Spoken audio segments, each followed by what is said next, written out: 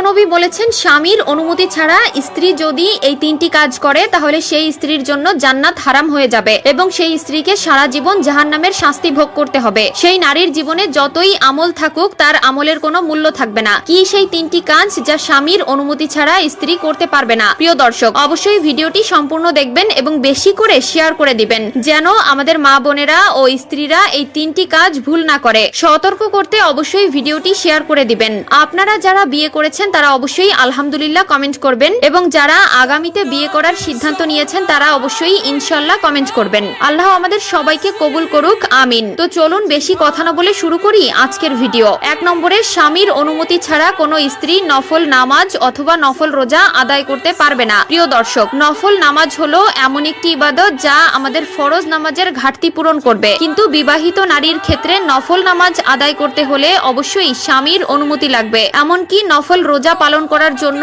স্বামীর থেকে পারমিশন নিতে হবে। 2 নম্বরে রয়েছে, স্বামীর অনুমতি ছাড়া কোনো কিছু দান করা যাবে না। আমাদের মুসলিমদের জন্য দান সদকা করা ওয়াজিব। গরিব দুঃখীকে সাহায্য করা আমাদের দায়িত্ব, কিন্তু স্ত্রীদের ক্ষেত্রে স্বামীর অনুমতি ছাড়া তার উপার্জিত কোনো কিছু দান করা যাবে না। যদি কোনো স্ত্রী স্বামীর অনুমতি ছাড়া কিছু দান করে তাহলে তার জন্য তাকে আল্লাহর দরবারে জবাবদিহি করতে হবে। নারী হলো সেই জাত যাকে আল্লাহ তাআলা পুরুষের আনুগত্যের জন্য দুনিয়াতে পাঠিয়েছেন। স্বামীর আনুগত্য করা নারীর ধর্ম। তাই নফল নামাজ, নফল রোজা এবং কোনো কিছু দান করার আগে অবশ্যই স্বামীর থেকে অনুমতি নিয়ে নেবেন। 3 নম্বরে রয়েছে, স্বামীর অনুমতি ছাড়া বাহিরে বের হওয়া, অর্থাৎ বাজার ঘাট, মার্কেট, কোথাও ঘুরতে যাওয়া ইত্যাদি। স্বামীর অনুমতি ছাড়া যদি কোনো স্ত্রী কোথাও যায় তাহলে তার জন্য পরকালে কঠিন শাস্তি অপেক্ষা করছে। আজকালকার নারীরা স্বাধীনতার নামে নিজেদেরকে অশ্লীল বানিয়ে ফেলছে। স্বামীর আনুগত্য তো দূরের কথা, নিজেকে পণ্যের মতো সকলের সামনে উপস্থাপন করছে। স্বামীর কোনো হুকুম, কোনো হক, স্বামীর প্রতি যে দায়িত্ব তা পালন না করে নিজেদের স্বাধীনতা নিয়ে ব্যস্ত হয়ে পড়েছে। সেই সকল মা বোনদেরকে বলতে চাই,